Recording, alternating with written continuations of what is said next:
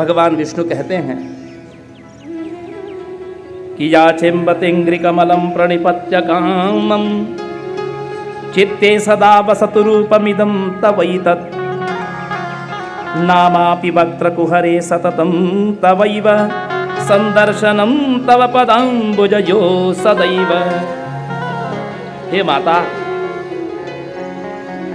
आपके चरणों में मस्तक झुका करके हम यही याचना करते हैं कि आपका यह दिव्य स्वरूप सदैव हमारे हृदय में विराजमान रहे, हमारे मुख से सदा आपका ही नाम निकले और नेत्र प्रतिदिन आपके चरण कमलों का दर्शन करता रहे। भृत्यो अयमस्ति सततं मयि भावनीयं त्वां स्वामिनीति मनसा ननु चिन्तयामि। एषा वयोरविरता किल देवी भूयात् व्याप्ति सदैव जननी सुतयोरिवार्ये।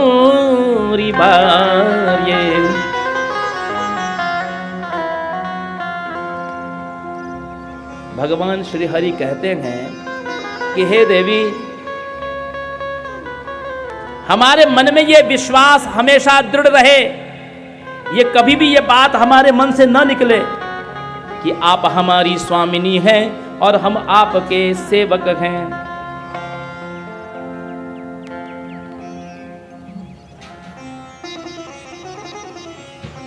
और ये भावना आपके अंदर भी रहे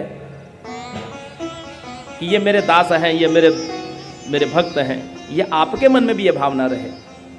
और इस प्रकार ये माता पुत्र का संबंध जो है ये अविचल बना रहे।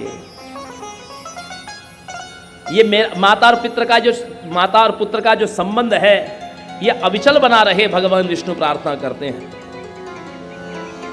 शिव जी कहते हैं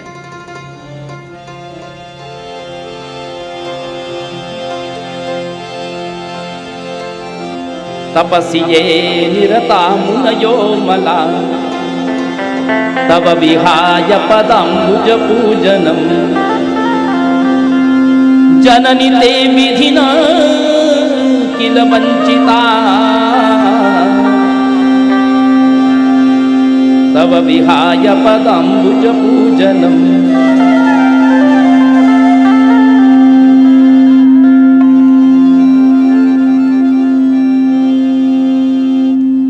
शिव जी कहते हैं जो बड़े बड़े ऋषि मुनि तपस्या कर रहे हैं, वो तपस्या करके देवताओं की आराधना कर रहे हैं। कोई सूर्य की आराधना कर रहा है, कोई गणेश जी की आराधना कर रहा है, कोई इंद्र की उपासना कर रहा है। तब विहाय पदाम्बुज पूजनम, उन्होंने आपकी सेवा छोड़ करके देवताओं का आश्रय पकड़ रखा है। चलो ठीक है, पंचदेव की आप उपासना करते हैं, यहाँ तक तो ठीक है। भगवान गणेश, सूर्य, दुर्गा, विष्णु और शिव, ये पंचदेव की उपासना तो हमारे सनातन धर्म में बताई गई है। लेकिन लोग कल्पित लोगों की भी उपासना कर रहे हैं, जिनका इस सृष्टि से कोई विशेष संबंध नहीं है, जिनका वेदों से कोई कनेक्शन नहीं है, ऐसे लोगों की भी लोग उपासना करते हैं। लोग कोई यक्षिणी की उपासना कर रहा है, कोई भूत प्रेत की उपासना कर रहा है, कोई अपने गुरु जी को ही सब कुछ मान रहा है, कोई किसी संत को मान रहा है, कोई किसी पीर फकीर की मजार पर माथा रगड़ रहा है, नाक रगड़ रहा है। जो ऐसे लोग हैं, शिव जी कहते हैं जननीते विधिना किल वंचिता, वे सब ब्रह्मा के द्वारा ठगे गए हैं। ब्रह्मा के द्वारा क्यों ठगे गए हैं? ब्रह्मा के द्वारा क्यों ठगे गए?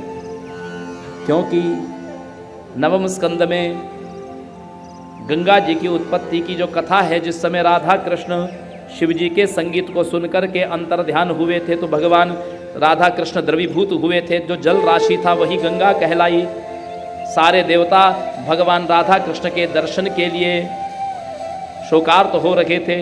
उस समय आकाशवाणी ने कहा कि हे ब्रह्मा जी, आप ऐसे शास्त्रों की रचना कराइए शिव जी के द्वारा कि आगम शास्त्रों की, जिसके द्वारा साधक भी विचलित हो जाए। तो भगवान शिव जी के द्वारा ब्रह्मा जी ने इन आगम शास्त्रों की रचना कराई, जिसमें कौलिक है, कापालिक है, वाम मार्ग है, भैरवादिक है। ये जो मार्ग बनाए गए जिसमें सिद्धियां बहुत जल्दी मिल जाती है। आज के कलयुग में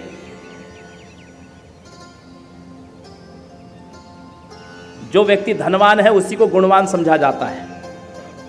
सबसे बड़ा गुण तो धन ही है। जो कह झूठ मसखरी नाना कलयुग सोई गुणवंत बखाना।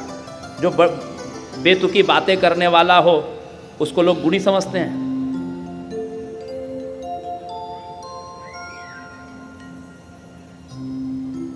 धनवान व्यक्ति को ही सबसे कलावंत समझा जाता है, सबसे योग्य समझा जाता है।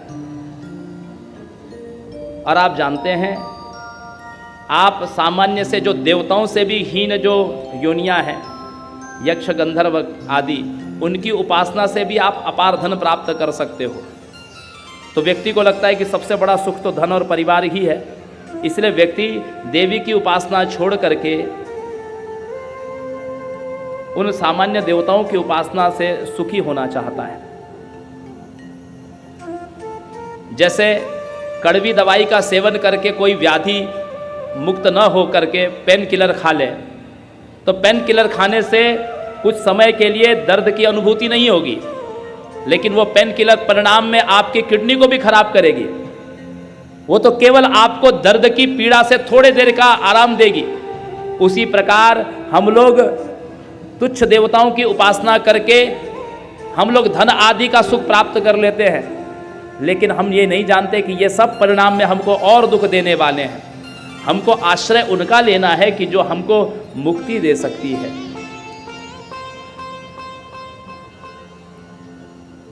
ये शरीर मिला है आपको साधन करने के लिए, मुक्ति के लिए, और व्यक्ति इस शरीर से सुख भोगने के लिए उन देवताओं की उपासना करके इस अमूल्य जीवन को नष्ट कर देता है। जो उपासना करने योग्य है उसकी उपासना नहीं करता। जितना आप अन्य देवताओं की उपासना में परिश्रम करते हैं, उससे बहुत कम उपासना से देवी रीझ सकती है। शिव जी कहते हैं, न तपसा न दमेन समाधिना न च तथा विहतै क्रतुभिर्यथा तव पदाब्ज परांग निषेवणा भवति मुक्तिरजे भवसागरा। तपस्या करने की भी आवश्यकता नहीं है। आप तपस्या से नहीं रिझती, न इंद्रिय दमन से, न योग से, न समाधि से, न तो बड़े बड़े यज्ञ अनुष्ठान से। केवल आपके चरणों की रज को कोई मस्तक पर धारण कर ले, इतने करने मात्र से आप उसको मुक्ति दे देती हैं। यद भक्ति लेश लेशांश लेश लेश लवांशकम लब्धा मुक्तुस जंतु ताम न सेवेत को जनः। जिसकी इतनी सी भी भक्ति कोई कर ले, लेश लेशांश, लेश माना बाल बराबर, उतनी भी नहीं, लेश का लेशांश, बाल की खाल, लेश लेश लवांशकम, इतनी सी भी कोई भक्ति कर ले, लब्ध्वा मुक्तोस जंतु, भगवती उसको मुक्ति दे देती है। भुवनेशी इति वक्त्रो ददाति भुवनत्रयम। यदि किसी ने एक बार भाव से कह दिया हे भुवनेशी, और उसको भगवती रीझ करके त्रिभुवन का दान कर देती है।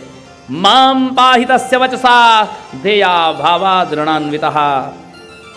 यदि कोई कहे कि हे माँ मेरी रक्षा करो, तो माँ के पास अब देने के लिए कुछ भी शेष नहीं बचा। तो माँ जिसने हे भुवनेश्वरी कहने मात्र से ही सब कुछ दे दिया। सब कुछ कैसे दे दिया? कैसे सब कुछ दे दिया? जैसे श्री कृष्ण सुदामा की एक मुट्ठी इतवृष्टिम सगज्जद्वा, एक मुट्ठी तंडुल खा करके अपने समान सुदामा जी को वैभव संपन्न बना देते हैं। द्वितीयम जगमुदा ददे, जैसे ही दूसरी मुट्ठी तावच्छिर जगृहे हस्तम तत्परः परमेष्टिना, रुक्मिणी जी ने रोक दिया। क्यों रोका? क्योंकि जब आपने एक मुट्ठी तंडुल खा करके जो तृप्ति का अनुभव किया है, उससे तो आपने अपने समान बना दिया। अब कहीं ऐसा न हो जाए कि आप सुदामा के ऋणी हो जाओ। अपने स्वामी को ऋणी होने से बचाने के लिए तावच्छिर जगृहे हस्तम तत्परः परमेष्टिना, रुक्मिणी जी ने रोक दिया भगवान का हाथ। इसीलिए कहते हैं भुवनेशी इति वक्त्रो ददाति भुवनत्रयम। और माम पाहि तस्य वचसा देया भावाद ऋणान्वितः। भगवती के पास जब देने के लिए कुछ न हो तो वो अपने भक्त की ऋणी हो जाती है।